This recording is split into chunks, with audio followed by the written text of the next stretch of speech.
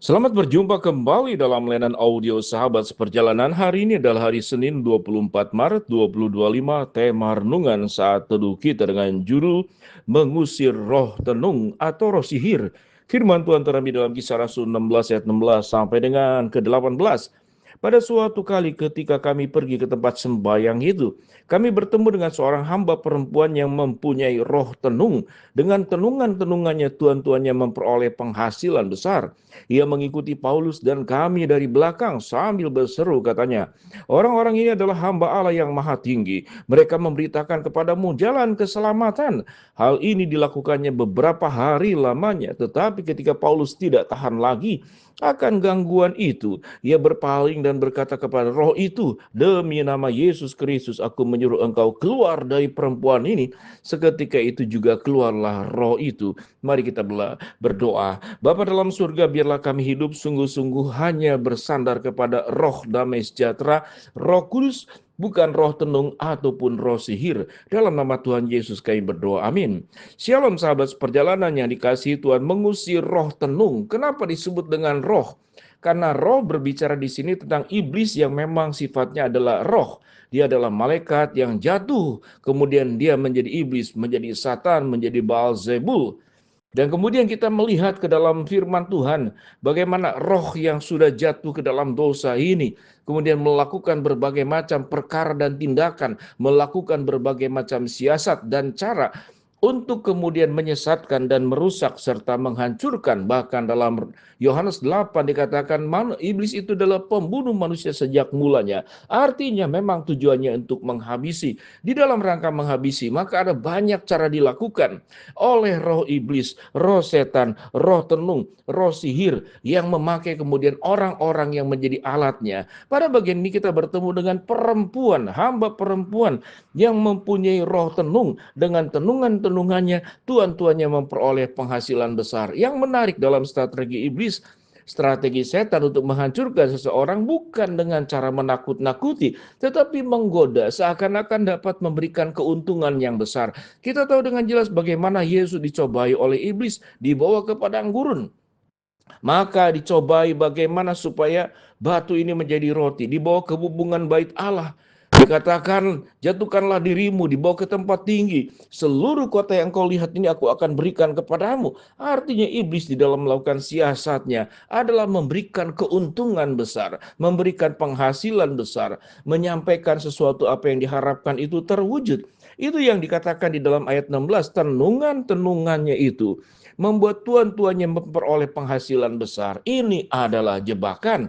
Atau kita kalau bilang mengatakan ini adalah umpan, mari kita belajar tentang bagaimana kita melakukan umpan. Baik itu melakukan namanya itu memancing ikan, itu umpan. Bagaimana kemudian kita menangkap burung dengan memakai umpan, itu adalah umpan.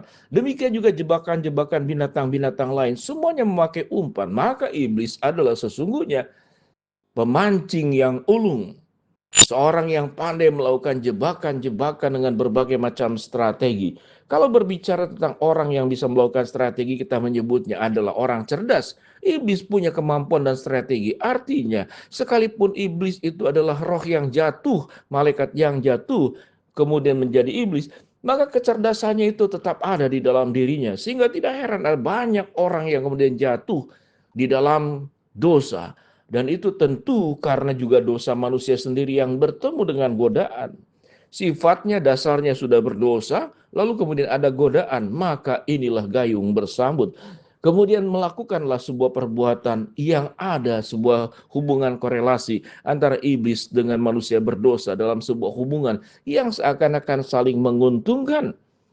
Dan seringkali manusia kemudian di dalam memuja setan, memuja iblis, memberikan persembahan-persembahan, memberikan korban-korban, seakan-akan itu adalah sesuatu yang timbal balik. Dan ada syarat-syarat yang diberikan oleh iblis, tentunya yang paling utama syaratnya adalah supaya menyembah dia, supaya takut akan dia, mengikuti saran dan juga anjuran-anjuran dan cobaan-cobaan yang diberikannya. Sesungguhnya adalah menjerumuskan. Di dalam pelayanan daripada Rasul Paulus kita bertemu dengan sini di bagian ini, yaitu dengan Silas melakukan banyak pekabaran Injil ke rumah-rumah ibadah, rumah-rumah sembahyang. Firman Tuhan berkata, Dia terus diikuti, ia mengikuti Paulus dan kami dari belakang sampai sambil berseru katanya, orang-orang ini adalah hamba Allah yang maha tinggi. Mereka memberitakan kepadamu jalan kepada keselamatan. Kita melihat ayat 17. Iblis tidak kemudian memburukan, menyampaikan jangan ikuti Paulus dan Silas, tidak. Tetapi iblis memuji. Inilah hamba Allah yang maha tinggi. Mereka memberitakan kepadamu jalan kepada keselamatan. Tapi itu hanya tipu muslihat. Supaya kemudian orang-orang ingin bertanya kepada roh tenung ini. Lalu pada akhirnya yang namanya kesesatan itu dibelokkan. Yang seakan-akan pada awalnya berkata kebenaran. Sesungguhnya di belakangnya adalah kedurhakaan. Kita tahu dengan jelas iblis itu bisa datang seperti malaikat terang, malaikat penyelamat. Itulah strategi iblis. Lalu firman Tuhan berkata, karena beberapa hari lamanya Paulus terus diikuti. Lalu Paulus berkata kepada roh itu, demi nama Yesus Kristus aku menyuruh engkau keluar dari perempuan ini.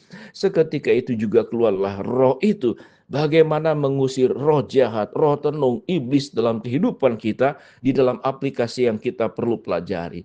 Kita perlu berhati-hati. Kalau ada sebuah tawaran-tawaran yang kelihatannya baik, baik dalam bentuk finansial, baik dalam bentuk kesuksesan, baik dalam bentuk kelancaran, lalu kemudian cara-caranya tidak tepat, kemudian caranya juga untuk kita bisa menyembah kepada setan bukan kepada Allah, maka itu adalah jebakan, itu adalah jerat yang akan membawa kita kepada kehancuran, yang akan membawa kita kepada kesesatan. Di dalam konteks inilah mengusir roh tenung tidak selalu dalam bentuk roh-roh yang menakutkan, wujud-wujud kemudian ada suara sebagaimana yang kita lihat dalam cerita-cerita dan film.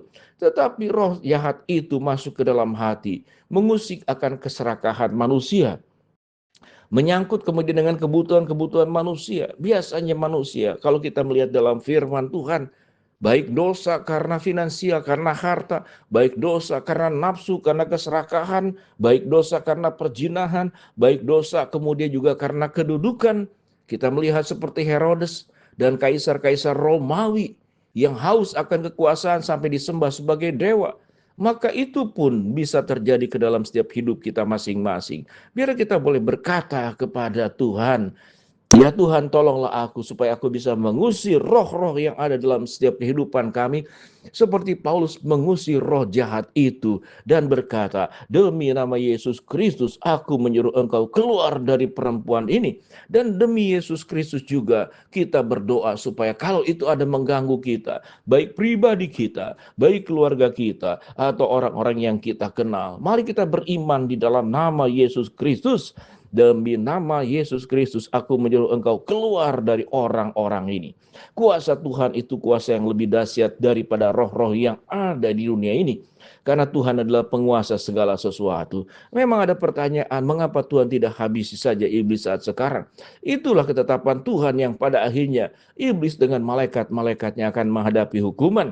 Kita sebagai orang-orang percaya, biar kita terus bersandar kepada kekuatan Tuhan. Hati-hati dengan jerat, dengan godaan, dengan tawaran yang bisa hadir dalam hidup kita dalam berbagai macam cara, berbagai bentuk, itu finansial, itu kemudian perjinahan, kemudian kedudukan, kesuksesan, apapun bentuknya. Berhati-hatilah, usilah roh jahat yang ada di sekitar kita dalam nama Yesus. Kita berdoa.